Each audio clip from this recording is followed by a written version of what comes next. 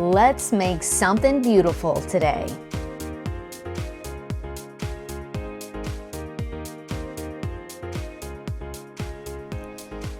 So one night last week, as I was drifting off to sleep, this very simple, yet not as simple as you would think it is, design just formed in my mind. It literally was like electrified lines.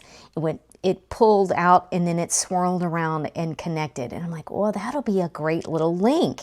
I'm gonna show you what I did, what worked and what didn't work, so you can achieve this great little link. I learned a lot through this. I experimented a lot and finally came up with something that I think works. So the magic of this is that it's just one piece of wire and one bead makes this whole complete link.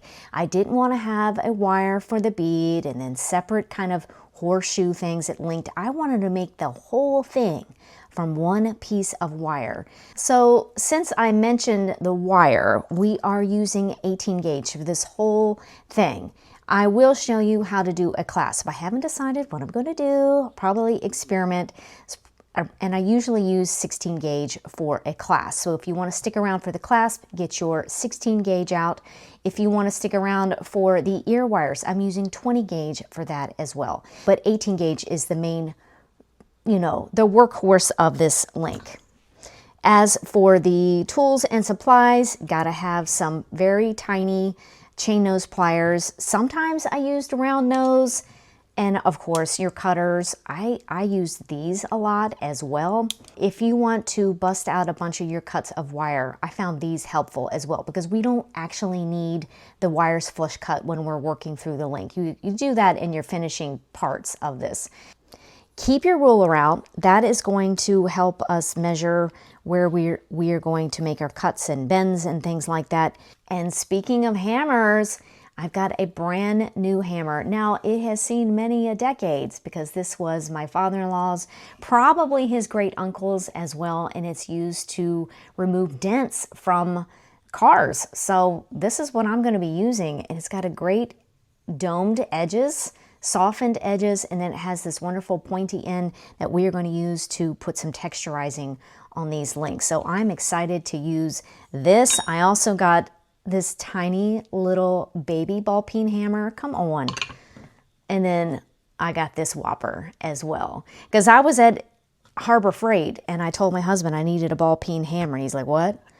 Don't buy a ball peen hammer. And he took me to the garage and showed me about 13 ball peen hammers. So that's what I chose. So grab your cutters and some 18 gauge and let's make this wonderful little link.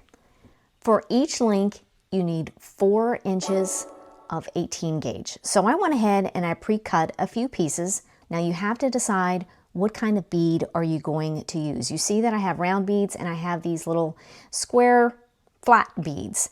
And first, that needs to fit the 18 gauge, and you have to decide if you want it to be nice and flat or having it round. Because the one thing I noticed as a bracelet, it sits off your skin. It sits off your wrist or whatever it might be. But it looked really nice as earrings. It had that dimensional quality as it would be hanging from your ear. Very simple and elegant. But as for sitting along your wrist, if you want to make a bracelet, you might want to find some type of a flat bead. That might work the best, so it's more slinky. So I've got everything here. I've got some jump rings that are going to bringing this all together. Another pro and con about your bead selection is that the round bead is very forgiving. Oh, how about a flat coin bead? Why didn't I think about that? A flat coin, that's probably gonna be your best bet. I don't know why I didn't grab that, because the square edge, if you use a square bead, you're gonna see if it is off kilter in here, the tiniest little bit.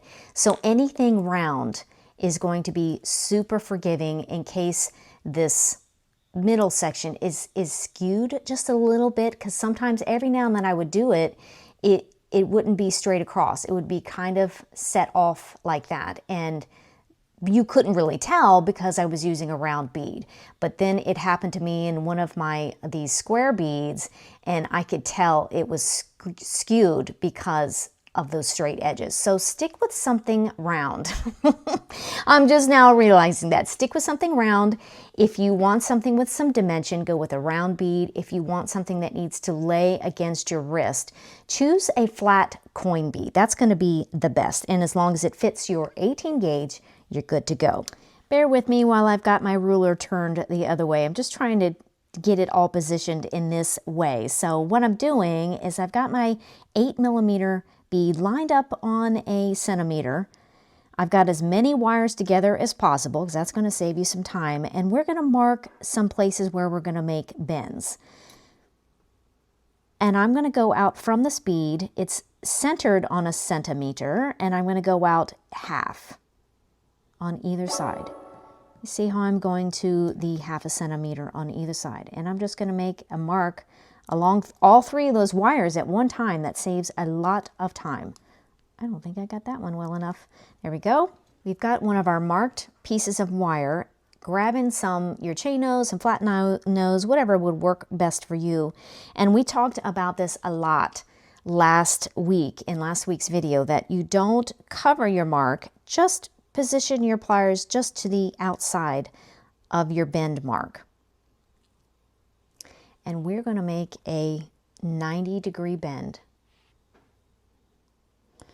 I know it's hard to see it because no permanent marker lasts anymore, but that mark is right on the bend, and that's what you want. Take your bead and slide that on in between those 2 marks. And now I have this first arm that we bent, it is hanging down. And we're going to do the same thing with this arm, except we're going to bend it upwards. Same thing, pliers just to the outside of the mark. Hold everything firmly and then slowly just turn that upwards. And you've got this going on. One thing you want to look for is make sure that this is nice and straight across. It does not look nice and straight across. Some little thing that every now and then I had to do. And I'm going to show you through every little thing that I had to work through to make this work. As I took my tweezer nose, I took my flat nose, and then push that line more straight across. Now that this part looks really good to you, do not move on until you get it the way you want it. Turn this, because I'm right-handed, I want to take this piece and pull it over to make one of our first little bends here. So I put the wire upwards on my left side, and then I'm holding this part firmly, and we're going to, as we are pulling around, we're pushing in as well to make this kind of like little gumdrop loop, bend, however you want to say it. And then when it gets to about this point, I kind of hold this little area level with this bend here, so I can only bend just this wire that's hanging out. You could do that with pliers as well. And you got a little something like that. If you've worked your loop, if you've worked your bend and it's bending too much over like that, it's more slanted instead of a nice bend, the one thing I was doing is you can just hold that, bring it back into straight up, and then you can bend the rest of this a little better. Sometimes I had to do that, sometimes I didn't. It just depended on how the wire was responding. Let's flip around and do the other one. Same movement. I'm kind of just touching the end of this wire, and I'm holding all this firmly and supporting right in here with this finger to make the loop. This does require some eyeballing, but I know you can do it.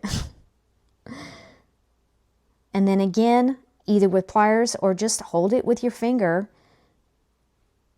I'm going to lock that and then pull this arm the rest of the way so that it's even, or just about, with this bend over here. And the reason we left a gap on either side of this bead is we're leaving a little tiny gap for this wire to come down in and make a loop, just as you see on these. Slips right down in that little gap, comes around and makes a loop towards the back. All right, let's trim these wires. It's a little weird to see because I've got it underneath the ruler, but I'm lining up the wire that goes through the bead with a centimeter and trimming to 1/2 centimeter.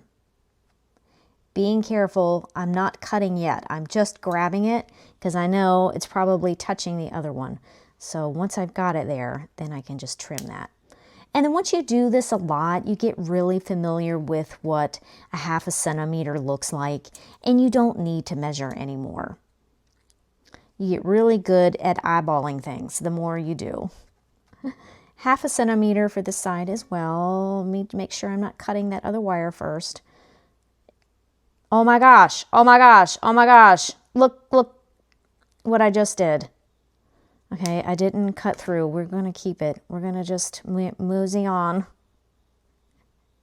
Oh my gosh, I hope I didn't cut that to the point of no return. It'll be all right. We're going to make it work. All right, so now you've got this little thing going on. Now this one I made, for whatever reason, these side wings, the side loops, are a little bit longer than what I was making. For whatever reason, I did have that from the center point of the bead outwards was only, you know, to the next centimeter. But for some reason, these became longer. And that's an option as too. Work with that, come up with what you think works the best, looks the best, how wide or the separation from the bead and these outer loops, the outer wings. Let's see what this looks like. I don't think I've made one this extended, so this might work really well for an earring, because you know how the longer a link is, the longer it feels just like bricks going around your wrist. So this might be really good for earrings. It's really extending those side wings out. I would suggest keeping it a little tighter if you want to make bead links. What I'm doing now is with my tweezer nose, we're going to press this little arm, this little extension of wire right down in that gap so that it's coming out and sticking out so that we can come around, turn, reach down in there. That's why some tweezer noses, some really thin nose pliers is really going to help here. Grabbing just the very, very end of that.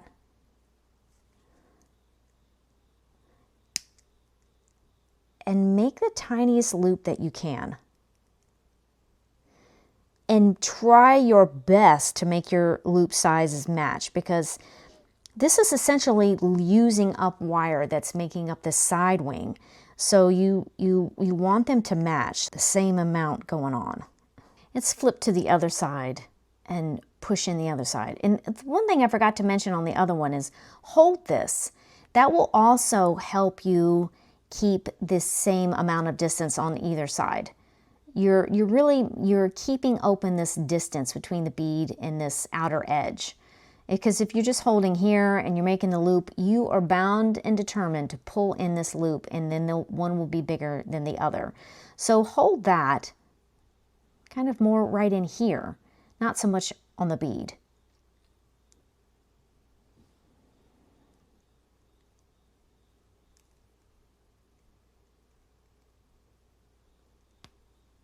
Just doing the same thing on the other side.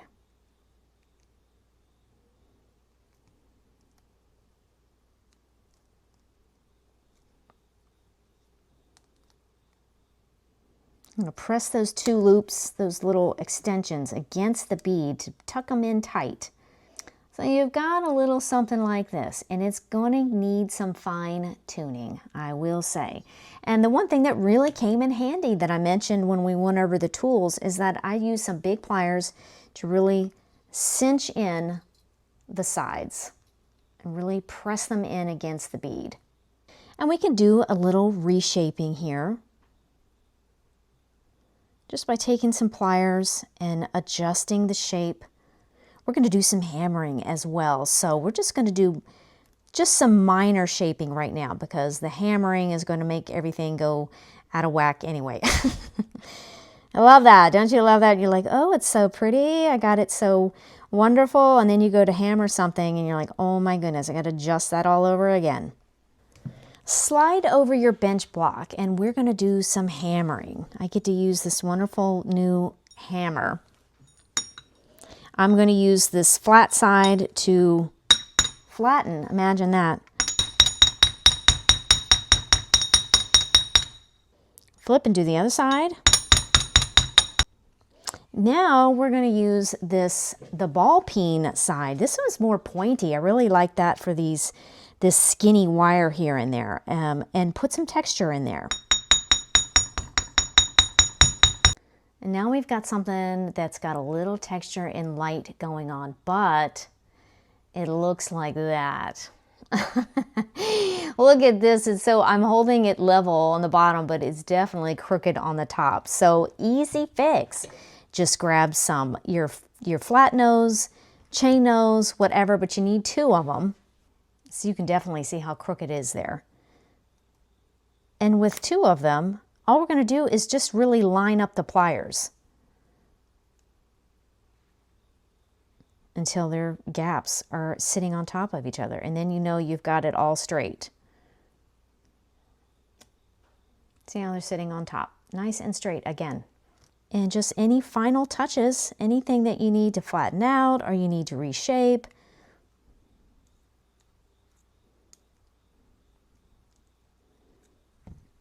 And you are just good to go. It's just really clean and modern, I thought. Something else I did to play with the shape is that I took some chain nose pliers, put it inside that loop, our little side wings, and pulled out just to kind of make it even more, ever so slightly, just gently pull that open for a different look.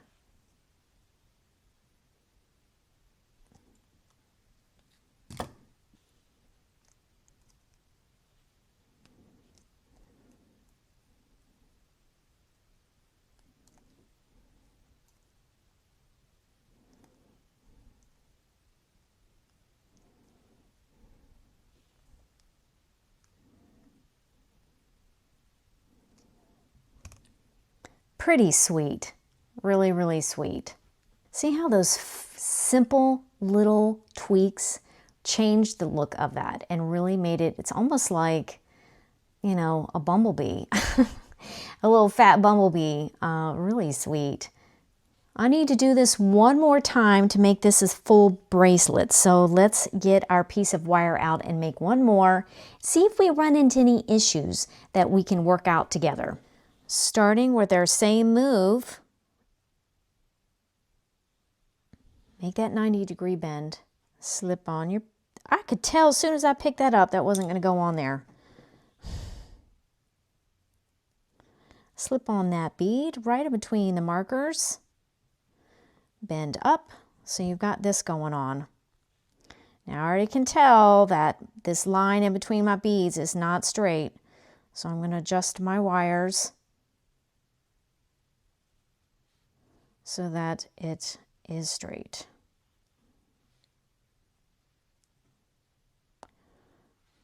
And you see all I'm doing. You can do it the other way with the pliers, or you can just keep bending the wires so that it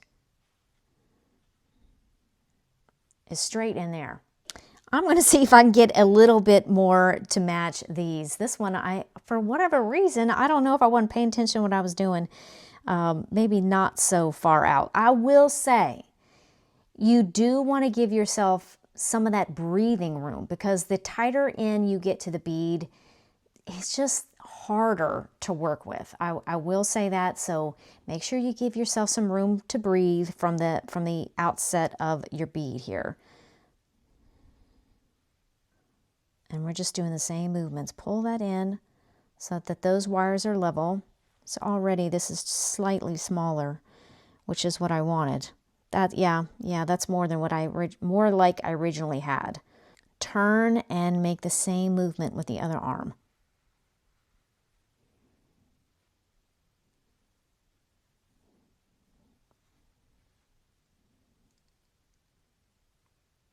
was a little bit tighter than I wanted. This angle is a little too pointy right here, so I'm going to see if I can just adjust that a little bit so it's not so pointy. That rounded it out just slightly. We're kind of going for that gumdrop look. And let's trim to our 1/2 centimeter here. Press that wire in if you can, so it's sticking out the back, or you can just reach down in there and get it from the back side. Hold this so you maintain that separation between this and the bead, because when you're pulling to make the loop, it will want to pull in and you will lose some of that shape of your wire.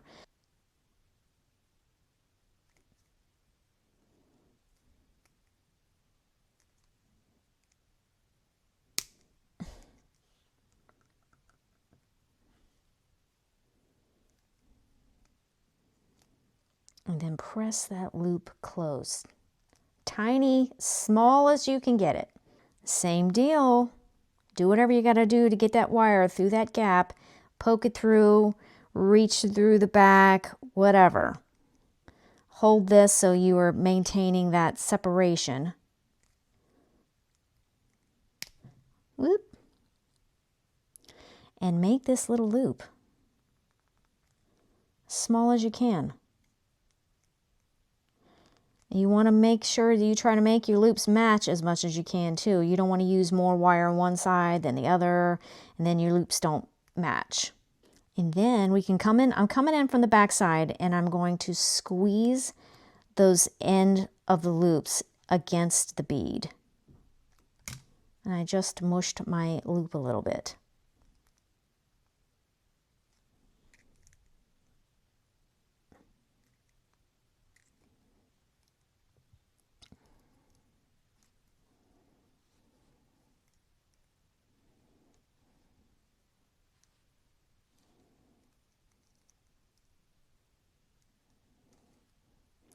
Just making very small adjustments to the shape here because I jacked it up a little bit.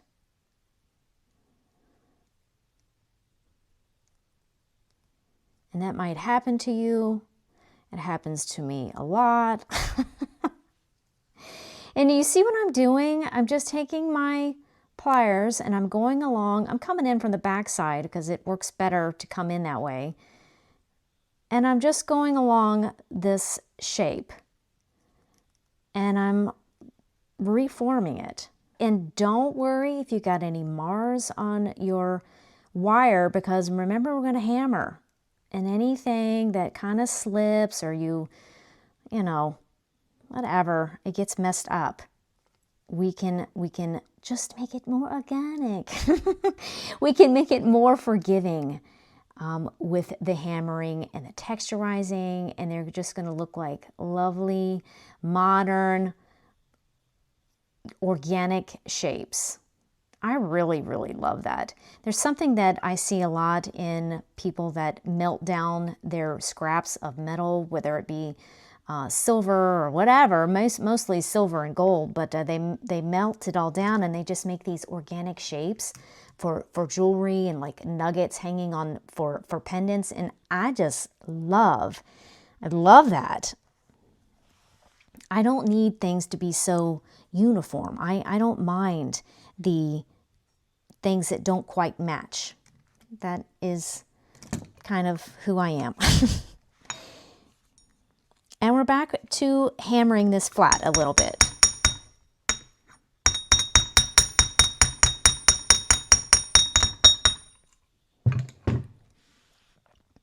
Now that we've hammered, it's going to get a little bit out of shape, and that is fine. Same as we did before.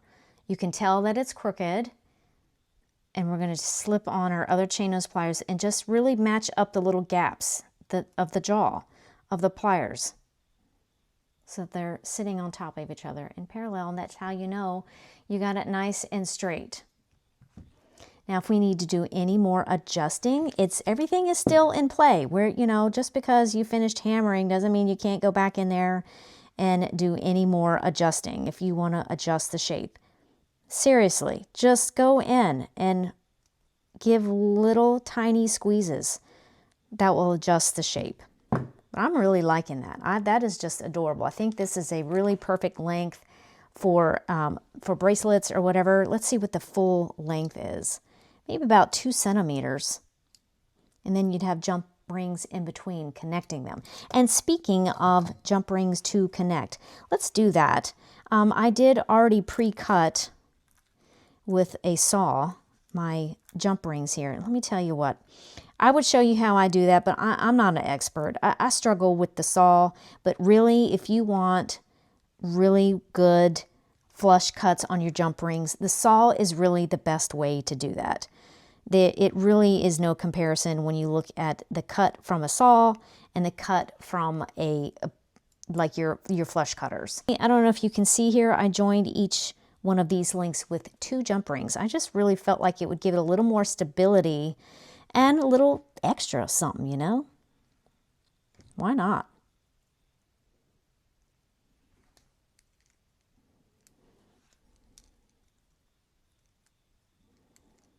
And then we're gonna do the clasp for this as well. And I'll do ear wires as well. I mean, I showed you the earring, so many times in my early videos, I would do something and it would have an element to it, like the ear wires for those earrings, but then I wouldn't do them. And I'm like, well, I wanted to know how to do the ear wires. So if I show it to you as an example, I'm going to show you how to do it. I try to include everything. Except we're not doing the sawing today. Oh my gosh, I'm not comfortable yet. I don't feel confident yet to show you how to do that. So that's why I'm not doing it. I'm getting there. I'm getting better. Should we see how long that is? I think that's going to be okay. Let's make an infinity clasp. I think it's going to echo the shape. It's going to be minimal and just very simple, effective as well. And I'm going to cut 3 inches. And using my bail pliers. You didn't think you were going to see it today, did you?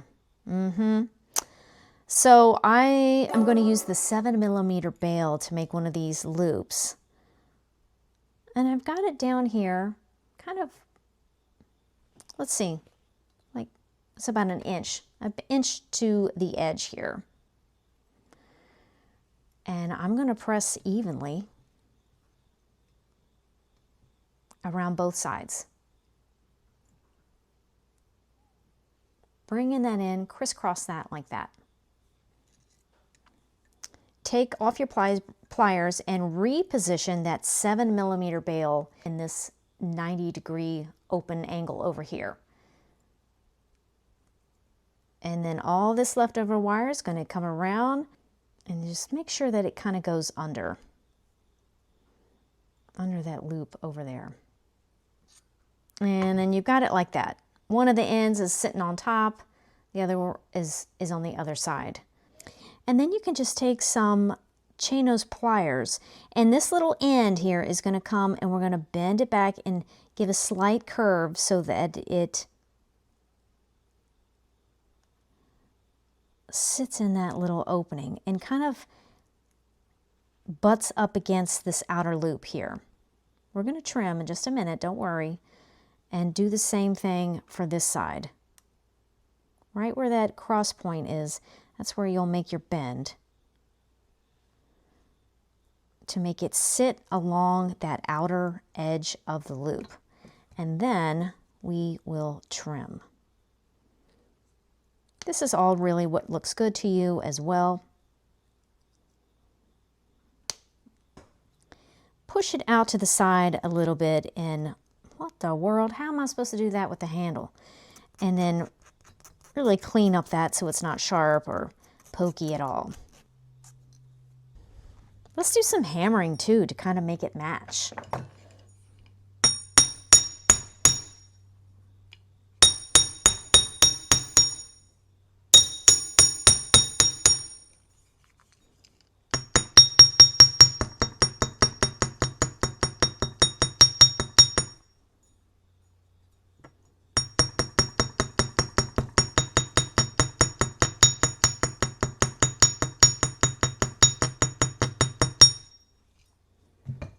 Yes.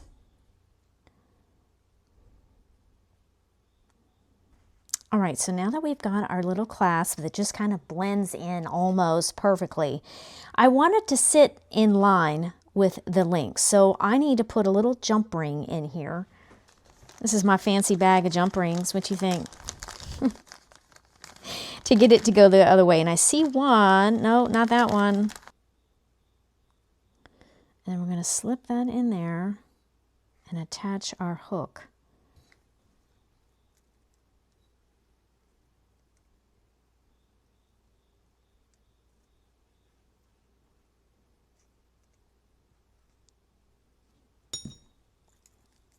All right, so that gets our hook on there, but sitting in the direction that we want it to sit. Now the other problem is we don't have anything on the other side, so I need to go back to my handy dandy bag, huh?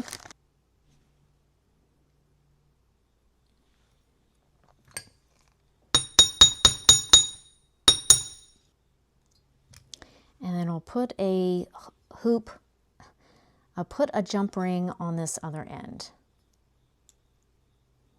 Now really ideally, you want to solder that, and I am learning little by little. I'm getting better and better. So when I perfect it, I will show you how that works. Really will help you feel more confident when you're putting jump rings on things, and you want to make sure you know it's not going to come undone. And this should come right on around, slip in that loop, and still lay nice and flat. And like I mentioned in the beginning, ideally, if you really want this bracelet to lay really nice and flat on your wrist, use some type of coin bead. And a round coined bead is going to be your most forgiving. That's just really cool. I love that simplicity of it. It really shows off the bead. I think maybe this is a link that really shows off the bead. Yes, I think so. And then it really worked well for earrings. I love that. I'm going to be wearing these today for sure. Let's make a really quick ear wire. I've got 2 inches of 20 gauge. I'm going to use the 2mm bail on my pliers. Right at the end of the wire, you're going to slowly roll back until the end of the wire touches the main wire once again. Recently, I've been loving to use the 9mm bail to make the part that goes in your ear or sits in your ear. So what you're going to do is take that loop, pull it through the pliers so that it won't come any further. It's locked in. Then you want to make sure that it's level. Press around until the end of that wire, without fuzz, comes around and meets that first loop once again. Keep your pliers just like that in your hands. Grab the end of that wire and just bring it back against the 9mm bail. And there you have the cutest little curvy, sweet. You can trim that tail a little bit if you want. Take a moment and just make sure it's nice and strong by hammering. And then flatten out that edge.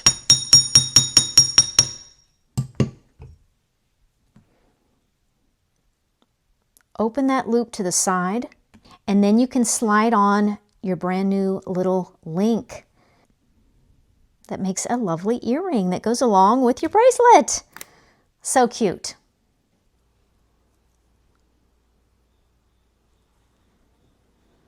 And even though it can be a little tricky to get the lines and the loops and the hoops and all that to line up, I think when you're hammering it and you texture it, it's going to give you some freedom to have it not absolutely perfect. Whenever you're making something and it's not coming out perfectly, just hammer it and texturize it. And then it will be absolutely lovely and handmade. So I hope you try this. Let me know if you have any issues and if you have any questions. I'll do my best to help you out. Well, thanks again. I always look forward to Tutorial Tuesday. I look forward to sharing time with you, just hanging out, talking, having a few laughs. And thank you for liking and sharing and commenting and hyping and all that good stuff. It helps to keep the channel growing and as we grow this group of wonky wire workers. Well, stay safe, have a great week, and I'll see you next week where we make something beautiful together.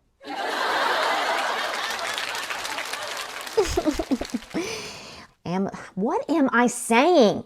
I just don't, I really, my brain is befuddled this morning. Help me, Lord. Be enough to, just be quiet. Oh my gosh. Not to worry. I will just screw it up. What? Oh, it's gonna take forever. I don't want that. That ain't gonna work. Whoa, why is this even in there? Come on, yo. Who do you love? Who do you need? When you come on down.